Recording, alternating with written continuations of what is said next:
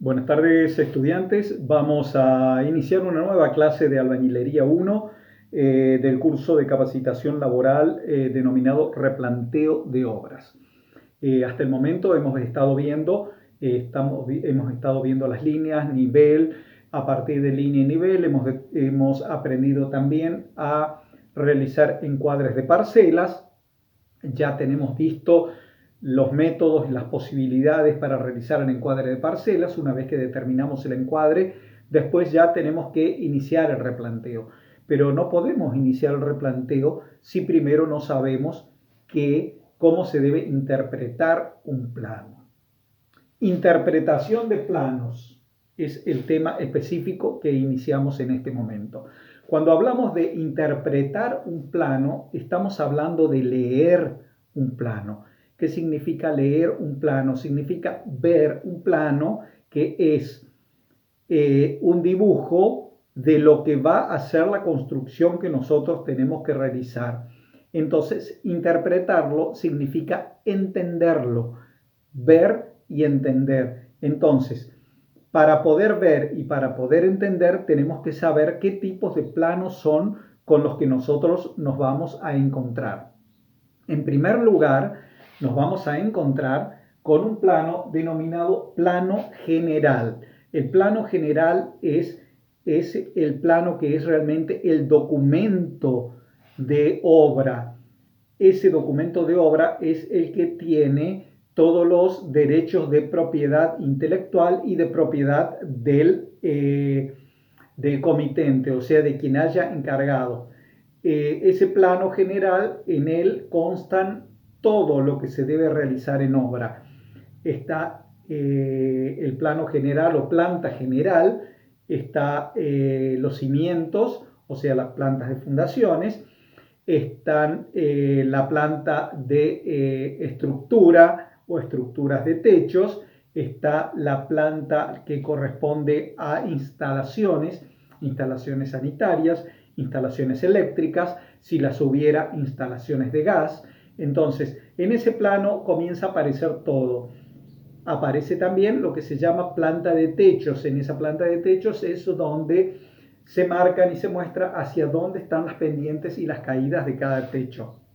También en ese plano aparecen los cortes o secciones, a través del cual en ese dibujo es como que cortamos la obra o la construcción, la cortamos en vertical de tal modo de poder ver los muros, los techos y el piso. Entonces, de ese modo, en ese plano que se denominan cortes, nosotros vamos a poder tener qué alturas va a tener cada uno de los puntos de nuestra construcción.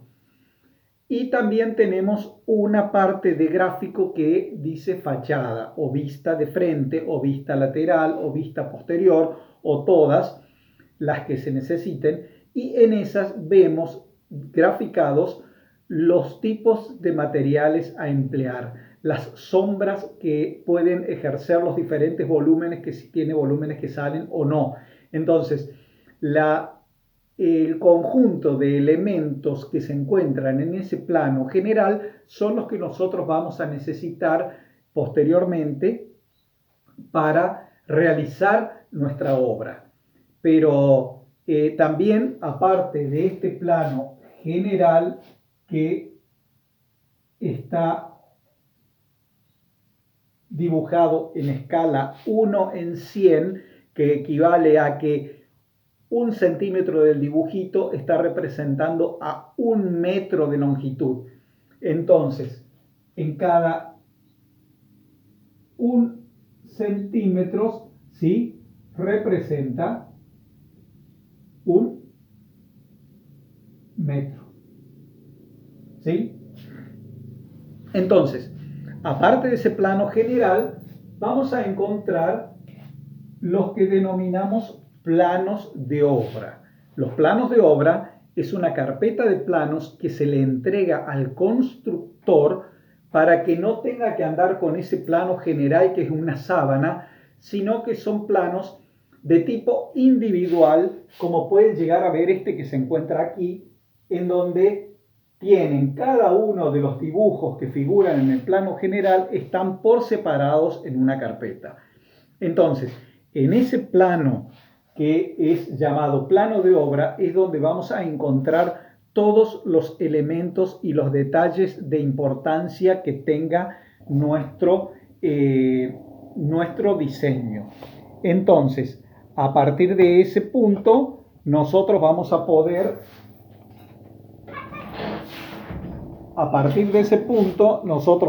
poder observar los distintos elementos que conforman esa gráfica. Entonces, vamos a tener un gráfico como el que vemos acá, que es muy chiquitito. No lo van a ver bien por lo chiquitito que es, pero es un dibujito como este, ¿sí? Que eso está representando el nivel que va a tener en ese punto la construcción. Entonces, partimos de un nivel más o menos 0,00 metros y a partir de ahí vamos subiendo o bajando de acuerdo a lo que sea el diseño que se ha realizado. Tenemos después elementos que,